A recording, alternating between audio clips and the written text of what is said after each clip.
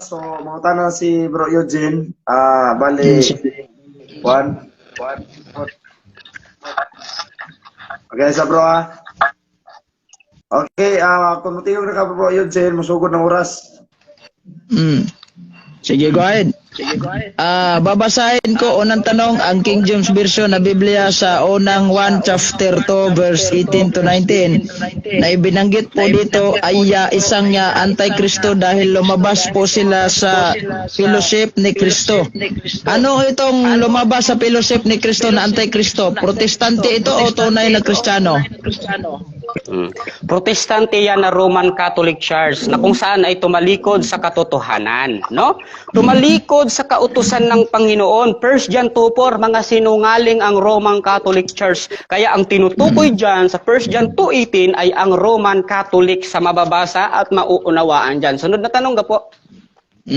Sabi mo, protestante. Hindi ko na lang babanggitin yung Roman kasi hindi mo ko na nagtanong. Protestante, sabi mo.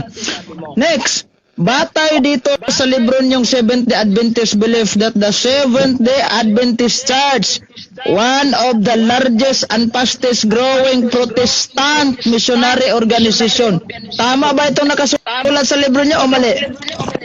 Mali ka, no? Mali, sagot, mali ka. Dahil walang nakasulat na lamang. Yung paksa mo, merong nakasulat na lamang. Objection, Mr. Moderator. Ay, objection mo, Brother Eugene.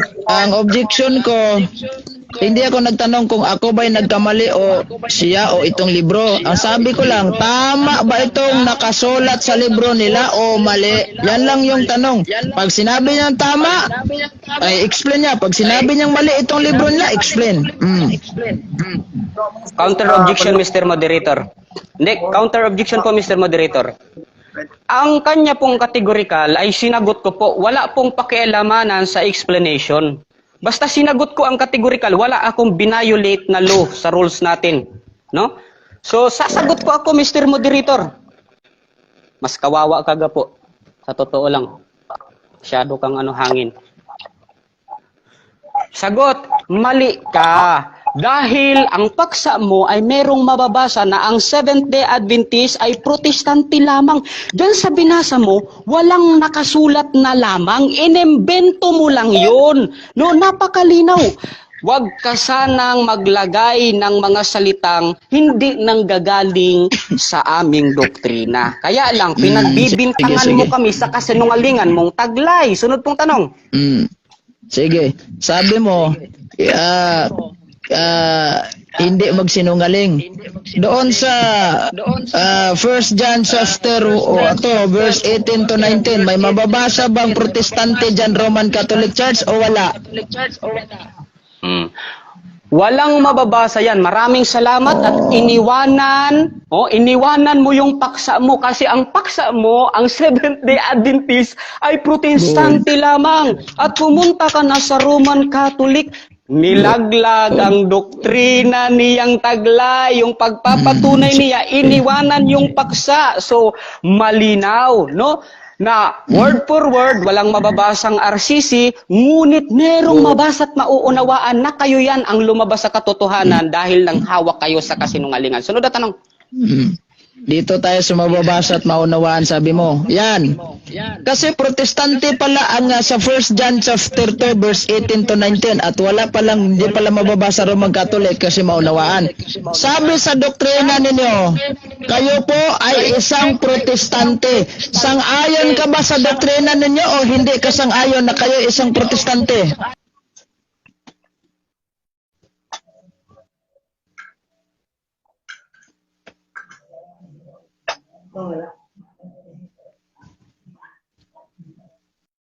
Na.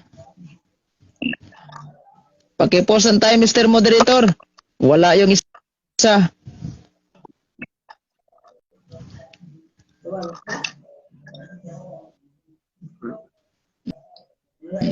Wala. Bro Moses, Everybody needs a little time away. It's for the day from each other. Bro, palihog ko, bro. Balik, nag-request siya. Okay. Wala yung signal.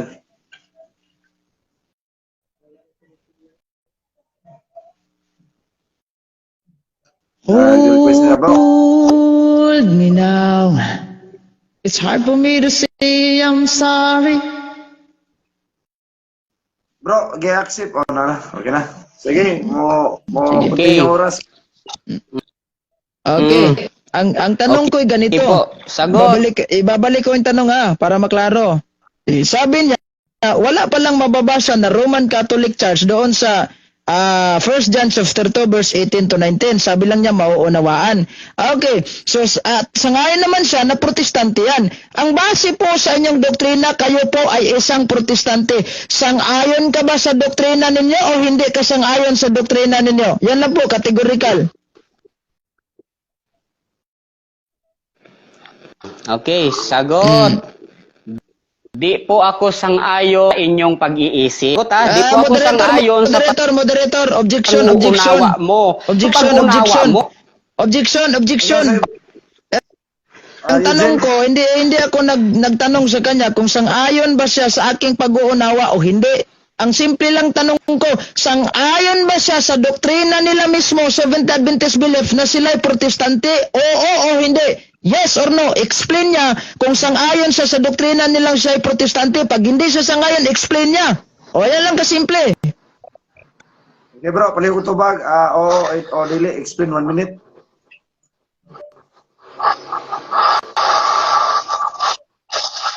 Right, bro. Tubag, dili lagi ko uyon, no? Hindi po ako sang-ayon dyan. Bakit po? Pangunawa mo, paksa mo, iniwanan mo yung paksa mo, wan mo lang sa paksa mo, kaya halamang nagsisinungaling ka sa live na ito. Sunod pong tanong. Next question. Sang-ayon ka ba, base dito sa Nelson's Dictionary of Christianity, na ang protestante ay siya po ang lumabas sa simbahang katolika, nagprotesta? Sang-ayon ka ba dito o hindi? Hindi po ako sang-ayon dyan. Bakit? Kayo lang po ang mga author niyan eh. Yung Nelson's, Roman Catholic yan eh. Roman Catholic lang yan. Todo buhat bangko ka. No? Todo buhat bangko. Objection, Mr. Moderator. So ako 1 minute, wala pang 1 minute, sumasapaw na. Okay, go ahead, bro. Sunod tanong. Sagot, hindi po ako, hindi pa ako tapos sa pagsagot ko. 1 minute yung sagot ko, wala pang ang next question. Okay, sagot, hindi po ako sang-ayon dyan sa dictionary mong dala. Kasi nga, yan po ay inimbento lang Romanos Katolikos, no? Si Nelson ay isang Katoliko, tingnan mo sa Google, i-search mo. Si Nelson ay isang Romanos Katolikos, no? Paano kayo magkakabanggaan o magsasabi ng katotohanan yan kasinungalingan ang tag-Romanos Katolikos? Sunod na tanong. Sige. Moderator, cut the time muna. Okay. Sige, cut the time. Wala na akong itatanong sa kanya. Dahil una, ganito final conclusion. Sinabi sa Objection, Biblia... Mr. Moderator. Sandali lang. Objection, Mr. Moderator. Objection, Mr. Moderator. Objection. Hindi. Ay, bakit ka magkukonklusyon? Wala pang sinabi ang moderator. Sandali lang, meron Hindi ako. ka sumusunod sa moderator natin. Hindi ako nagkukonklusyon. Objection, Mr. Moderator. Objection. Ako. Objection, Mr. Moderator. Kung hindi siya susunod sa iyo, Mr. Moderator, hindi. Nilalampasan niya po kayo. Okay, bro, yun din. Ito talaga si Gapo, hindi marunong makipagdebate. Wala pa ang conclusion. Kinapay oras, napay Sige. 3 minutes. Sige, ganito, moderator. Magpapaliwanag ako kung bakit puputulin ko na lang yung tanong ko sa kanya. Una, sinabi niya, protestante pala yung 1 John chapter 2 verse 18 Ay, to hindi 19. po pwede yan, Mr. Pangalawa, inamin na niya. Objection, Mr. Moderator. Objection, Mr. Moderator. Objection, Mr. Moderator.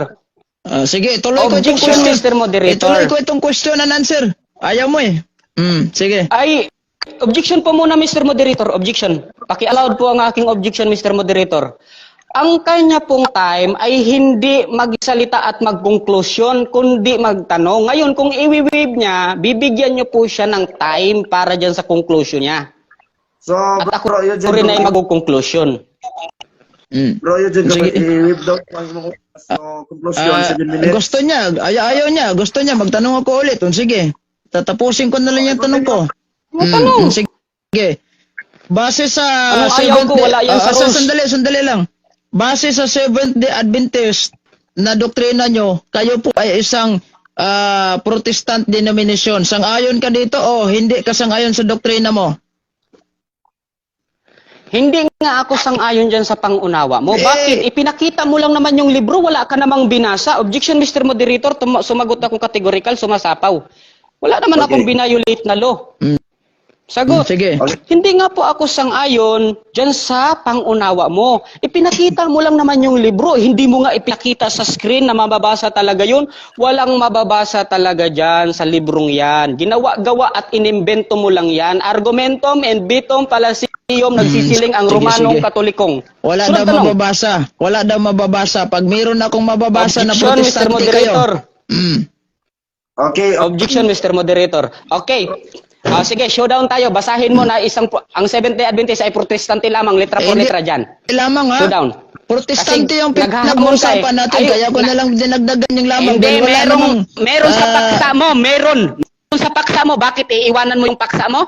Aalisin mo yung word na lamang? Nasa paksa mo yun eh. Iwanan mo yung word na lamang? Kaya nga lamang. Dahil Oh, wala yan ang kayong problema. kasama dito. Kaya nga Okay, lamang. Dahil showdown. wala kayong kasama Showdown dito. tayo, Mr. Moderator. Mm. Okay, showdown kami, Mr. Moderator. sige. Isend mo sa kay Mr. Moderator, isend mo sa Mr. Moderator kung may mababasa ba na ang Seventh-day Adventist ay isang protestante lamang. Litra por litra ha, showdown. Ipakita, ibigay mo, isend mo sa Moderator. J.R. Bation, Labiton. Sandali lang ha. Yung mababasa po sa tingnan libro ninyo, mo, kaya ako nagsinungaling naglagay na ng naman. lamang. Sandali lang. Nagsisinungaling na naman. Hindi na ako Tingnan mo, nagsisinungaling, iniwanan bro. na naman eh. Patapusin mo muna ako, bro.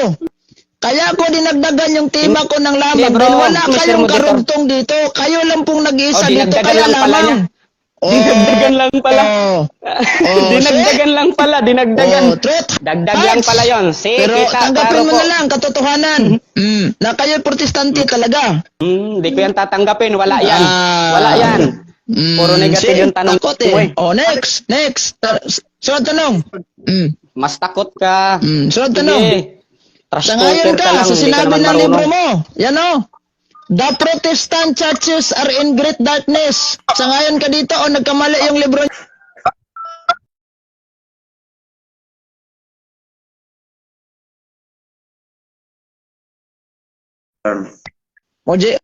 Klarong-klaro po objection, yan. moderator. Di malamang Iwanan sumagot mo ito ang si paksa Moises mo eh. sa iyong pagpapatunay. Objection. Objection. Sumagot ako categorical, panay Objection. objection. Ikaw hindi ka sumasagot categorical. Hindi ako nagtanong kung Marunong. mali ba yung pag-unawa ko o hindi. Categorical ba? Alam mo kung ano, you know what is categorical means? Oh, ang tanong ko ay ganito, sang-ayon ka ba sa doktrina ninyo na kayo'y ang sabi dito, the Protestant churches are in great darkness. Sang-ayon ka ba dito o hindi? Explain kung sang-ayon ka at explain kung hindi ka sang-ayon. Huwag mong sabihin na, di ko sang-ayon sa pag-uunawa mo dahil hindi po ko nagtanong kung sang-ayon ka ba sa pag-uunawa ko. Ito lang, tanong ko, simple lang. Huwag kang magdaldal dyan. Tanggapin mo na lang kasi yung katotohanan na protestante kayo. Hindi. Hindi ka kasi nakikinig. Masagot naman ako ng categorical. Wala ka naman. Sagot. No, hindi nga po. To all churches in great darkness ang nakasulat. Ang layo-layo sa tema mo, hindi naman tayo nagtatapik na ang lahat ng mga simbahan ay nasa Oras na, bro. kadi. Sige, wala nang oras. Wala nang oras. Salamat, Mr. Moderator. Salamat. Salamat, Mr. Moderator. Conclusion. Ako. Conclusion na ta. Kasi ako yung Malinaw nagtanong. ng paksa mo na ang Seventh-day Sige, go ahead. Adventist Sige. ay isang protestante Sige, ako yung mag-final conclusion dahil ako yung nagtanong. lamang. Oh. Bro, Moses, si bro, yun daw ang... Kang sinabing ganyan dyan, wala kang nabasa dyan. Sunod na tanong. Wala na. Wow, naman ito. Conclusion na, bro. Dito na ta sa second part. Ikaw na po. Sige. Narata sa... Mm. Sige. Sige. Go ahead. Okay na ba? Okay na. Lagan ang oras sa konsulti ka. Sige.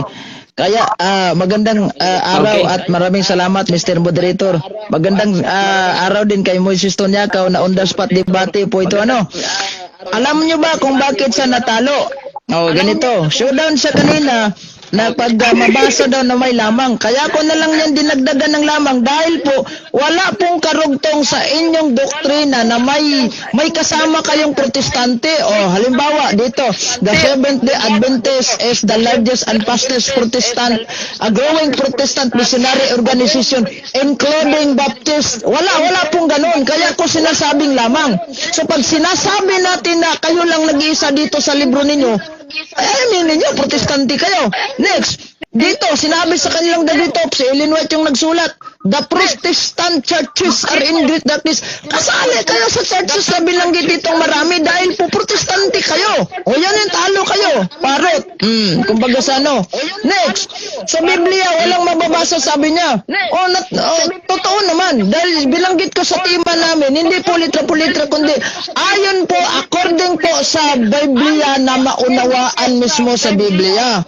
Maunawaan naman natin. Siya lang naman nagsabi. Namin pa nga niya yun. Sa 1 John chapter 2 verse 18 to 19, yes, protestante yan. Pero dinagdagan niya ng Roman Catholic Church. Walang nababasa pala Roman Catholic Church. Siya lang po yung nagdagdag. Sige, namin niya protestante. Sige, bayaan na lang natin yung Roman Catholic Church. Dahil hindi naman namin topic ito ang Roman Catholic Church. Ang sabi niya, ay hindi ko tatanggapin yung pag-uunawa mo. Hindi ko naman nagtanong. Hindi naman ako nagtanong sa iyo. I'm not questioning you with regards kung sang-ayon ka ba sa pag-uunawa ko base sa librong ito. Hindi. Yung tanong ko, sang-ayon ka ba sa doktrina ninyo na kayo isang protestante? Diyan pa lang, talo ka na eh. Dahil mismong doktrina niyo, nagsabi, protestante kayo. At sanabi pa sa sulat ni Ellen Goldwhite, the Protestant churches are in great darkness. Kung may pag-iisip ka, dapat hanggang ngayon, at dapat ngayon pa lang, lumabas ka na sa simbahan na yan dahil walang kwentang simbahan niya, protestante. Nag-propose siya ng tima sa akin kanina, kontrahan doktrina katoliko, di ko tinanggap dahil, ano ba yan? Paano ko naman niya gigibahin kung anong klase doktrina ipinapropose mo? Hindi nga marunong gumawa ng tima. So, yan, klaro-klaro po. Kaya ka natalo dahil nababasa ko in terms at natatapos na lang yung debating ito, imbis na ikaw yung negatibo, gigibain mo, wala kang naipresent sa akin na kayong mga Seventh-day Adventist Church is not Protestant churches. Wala. Yan ka natalo. Dahil kung ikaw yung negatibo, gigibain mo, mag-present ka ng mga sulat ni Ellen Goldwhite na sinabi niya na kayo po ay hindi isang protestante. Wala, bagsak. Panalo pa rin tayo sa debate. Sa lahat ng mga Seventh-day Adventist na nanonood ngayon, inamin nyo na at aaminin nyo, lumabas na kayo dahil protestante pala kayo. Tignan nyo yung debater ninyo. Dapat siya negatibo, mag-provide siya ng dokumento na sila'y hindi protestante. Wala, ang nangyari niya, Roman Catholic Church yan, yung nabanggit doon sa Biblia. Wala naman pala sa Roman Catholic Church, walang mababasa. Dito sa Nelson's Dictionary of Christianity, sa ngayon ka ba? Sabi niya, Katoliko author, wala namang binagay Katoliko author. Ayan kung hindi niya alam, si Nelson's protestante po ito. Di ba? Hindi ko na lang hindi ko na lang hiningi sa kanya yung sabi niya, Google daw. Pasalamat ka. Wala akong Google dito dahil yung laptop nasa labas. At salamat ibang eksena pala itong si wala po siyang naibigay na ebidensya na sila po hindi protestante.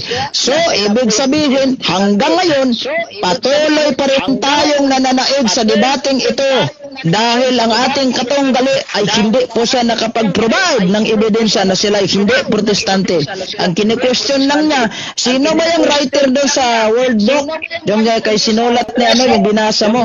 It doesn't mean kung katoliko ba o hindi, wala akong pakialam kung sinong writer. Ang importante po, nagsabi ang kasaysayan na kayo po ay isang protestante, and we cannot question the credibility of the historian and the credibility of the history book. Sino ba tayo para mag-question sa kanila? Ah? See? Wala nga tayong nagawang libro patungkol sa kasaysayan ng mundo. Pagkatapos, kinu-question natin yung credibility ng mga historian.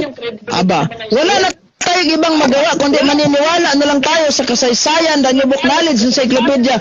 Kayo po ay number 1 sa listahan ng major Protestant denomination. Oh, nakuha nyo? Oh, iwiwib ko na lang yung oras ko dahil kawawa naman. Dadagdagan ko pa ito. Oh, Mr. Moderator, maraming salamat at magandang hapon. Marami pa sana akong babasahin patungkol sa libro nila kung ano itong protestante, pero hindi ko na lang babasahin.